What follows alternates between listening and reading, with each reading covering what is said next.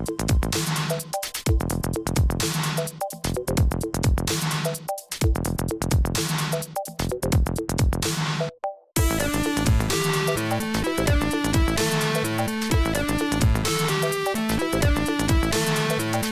Billie, and I'm currently studying for my degree in engineering with artificial intelligence. Alongside this, I also work for a company that create robotic legs for people who have experienced neurological injuries, like as a result of strokes, for example. Our vision is that every day, thousands of people will get relief from pain, discomfort and inconvenience of severe neurological conditions, and that many of these people will be cured. Recently, one of the most rewarding experiences for me was some work we did with a lady who had been left unable to walk due to a car accident she'd had 15 years ago. The moment she stood up and started walking was a really powerful moment for everybody in the room. When asked the question, how far can you go, this moment comes to mind for me. How far can we go with regards to robotics? My belief is that it is limitless. 15 years ago, this lady had accepted that she would never be able to walk again. But the moment she put those legs on, her whole world was changed. I want to make that euphoric moment happen for thousands of other women. My passion for STEM in general began in school. Physics and maths were always my strong subjects, and I've always enjoyed problem solving and being creative, and I think engineering is a great mix of these two. Throughout my academic and professional life, men have always outnumbered women. My physics class at school, in a class of 30, I was one of 7 girls.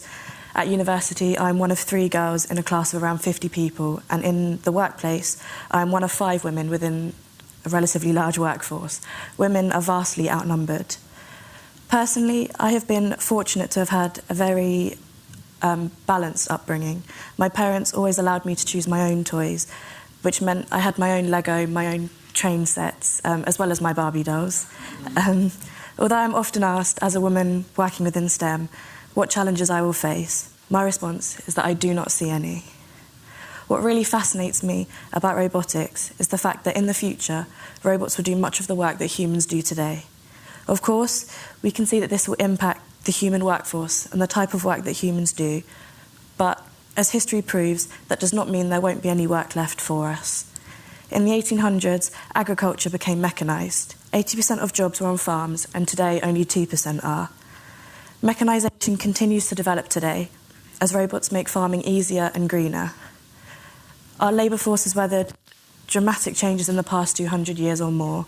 It is, and we are, resilient and adaptable. Robots can perform better than humans within neurosurgery and orthopaedics. Robots have much more accurate spatial awareness, are more reliable and have much greater precision than when compared to humans. On the other hand, in the medical environment, there is still a need for human intervention. Robots require a human to design them and to program them, and sometimes a human to guide them. A human may be needed to analyse the results of medical tests, and often there is a need to make decisions without knowing the patient's background. To a robot, this would be incomplete data.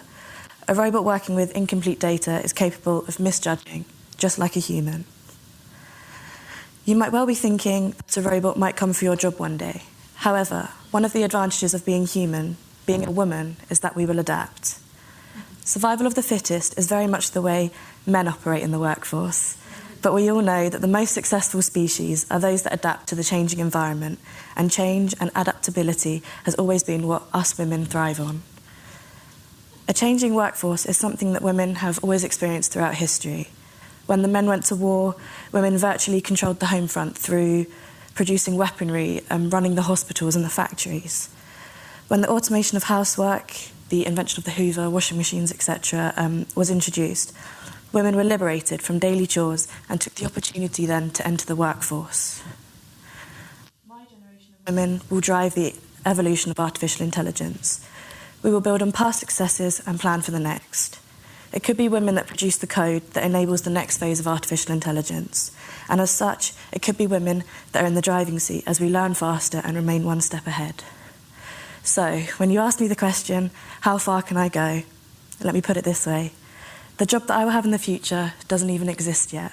And I am incredibly excited by that.